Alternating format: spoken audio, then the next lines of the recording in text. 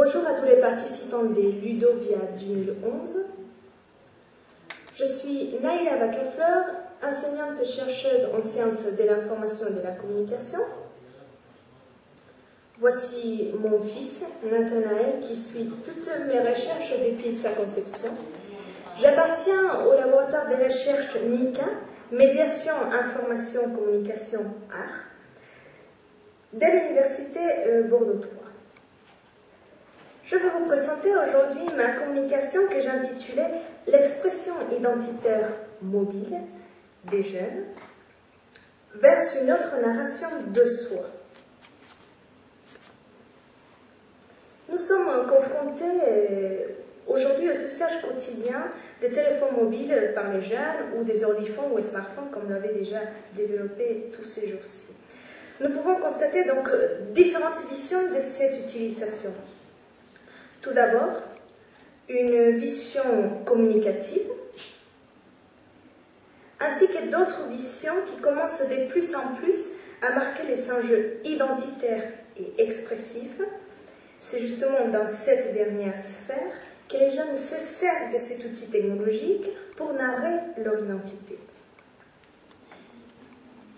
En termes méthodologiques, j'ai partagé des résultats de mon enquête avec mon cher collègue Menti Ambry, que voici, auprès d'une population jeune de 18-28 ans, habitants de la communauté urbaine de Bordeaux. Nous avons réalisé des observations participantes, ainsi que des entretiens semi-directifs, qui nous ont aidé à comprendre comment ces jeunes s'expriment à travers leur mobile et comment ils rejoignent une mobilité numérique qui pourrait refléter le désir d'être quelqu'un. Selon Hegel, nous avons la nécessité d'inscrire nos expressions à travers une expérience, mais comment placer ça dans un environnement numérique? Or, nous avons voulu répondre à quelques questions. Ça veut dire quoi narrer une identité à travers le téléphone mobile? Comment comprendre les expressions identitaires mobiles? Sommes-nous face à de nouveaux récits de vie? Narrer une identité signifie pour Paul Ricoeur introduire des gestes dans une action qui exprime la certitude et l'expérience de soi-même. Peut-être c'est un peu complexe à comprendre, n'est-ce pas? Mais si l'on transpose ces paroles, cela veut dire que toutes les actions que les jeunes réalisent à travers les mobiles peuvent mettre en œuvre des projets, des intentions, s'insérer dans des circonstances en donnant compte de soi et des autres. Pour comprendre encore mieux cet encadrement théorique, je vous présente Maria, une jeune fille qui nous a livré les paroles suivantes. Moi, je télécharge tout moi. Mon portable est essentiel pour moi. J'ai tout dedans. Mes contacts, mon agenda, mail, Facebook, photos, films. J'ai tout dedans. Sans lui, je serais vraiment perdue. Je fais tout avec. Même j'ai ma pile. Je peux me déplacer où je veux avec ça. Maria nous exprime à travers ces paroles ses propres expressions mobiles. La configuration de son identité est marquée donc par deux choses. D'abord la temporalité et ensuite la continuité. Nous voyons à partir de cette utilisation deux domaines de la mobilité. Donc, tout d'abord, la mobilité numérique telle quelle. Cela veut dire prendre le portable, le téléphone mobile, pour réaliser des déplacements. Donc, il y a en effet des présences-distances. Ensuite, le deuxième, c'est l'appropriation des lieux physiques à travers le mobile. Pour éclaircir ces domaines, invitons Delia à nous parler sur ces sujets. Moi, quand j'allume mon portable, j'allume aussi mon espace intime. Je m'approprie d'autres lieux. Par exemple, je peux prendre une photo ou filmer quelque chose. Donc cette chose est à moi en quelque sorte. Tu vois ce que je veux dire? Je mets aussi la musique à fond dans le tramway et le tramway est à moi. Quand Delia nous dit qu'elle prend une photo ou qu'elle filme quelque chose, cela peut dire qu'elle était là. C'était une présence physique. Ces productions sont à elle. Nous nous trouvons donc face à des expressions numériques mobiles individuelles. Ces dernières se rencontrent dans un espace commun, symbolique, imaginaire, qui permet la rencontre entre une activité de production numérique et un acte de reconnaissance. Donc ces expressions numériques ne peuvent pas se comprendre sans la narration numérique. Nous avons donc découvert deux dimensions qui englobent ce type de narration. La première, nous la voyons, c'est la dimension énonciatrice, qui relate des tranches de vie à partir des images, notamment photographiques, les partages des espaces et du temps, la transmission des émotions et informations à travers les SMS.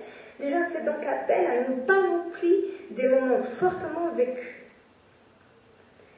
La deuxième dimension, la dimension ritualisante que voici, est en rapport avec des enjeux de reconnaissance sociale. Les jeunes vivent des moments très importants. On va voir par exemple, il va vivre son premier concert, la première fois qu'il va conduire en voiture, des réussites sportives ou artistiques. Et il ritualise ces actions en devenant ainsi une figure emblématique au sein de groupes de pairs. Dans notre recherche, cette dimension se relève davantage dans ce que j'appelle les productions filmiques. Alejandro nous disait, il faut qu'on soit beau gosse, tu ne vas pas te prendre en photo quand tu es dans la merde. Pour certains jeunes, il est important de répondre à ces questions. Comment je me vois? Comment je me vois pour les autres? Comment les autres me voient? Cet acte de réflexion et d'auto-réflexion nous démontre que les jeunes ont besoin de se mettre en scène, de jouer un rôle devant son mobile. Il a besoin de s'énoncer visuellement, il a besoin de l'arrêt sans soi. Ces narrations de soi qui sont performées par les biais du téléphone mobile nous parlent de l'importance de l'affectif de ces cultures jeunes. Et avec ces pratiques, nous rentrons dans une autre perspective temporelle chargée de besoins d'expression.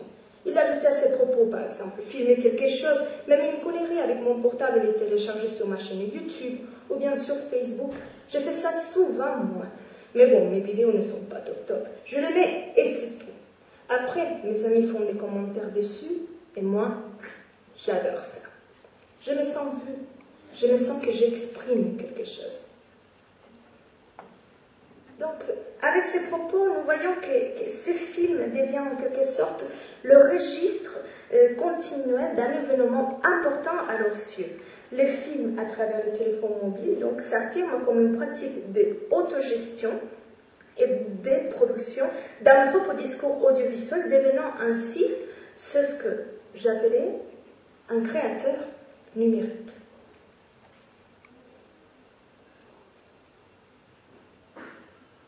Donc, conclusion, les mobiles est effectivement un objet réflexif de l'identité qui va rassembler des histoires individuelles et d'interactions constantes dans la mesure où il est devenu un instrument qui va parler authentiquement dans soi. Donc, autrement dit, les jeunes que voici vont vouloir défendre leur identité, vont vouloir défendre leur autonomie dans la communication et vont vouloir aussi défendre leur sociabilité en se reformulant constamment par le biais du téléphone mobile. Le téléphone mobile donc offre certes plusieurs possibilités d'appropriation, mais c'est les référents intériorisés qui restent être le plus éloquent. Merci.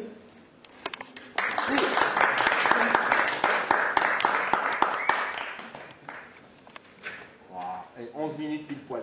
Ouais, c'est ça. 11 minutes. C'est impeccable.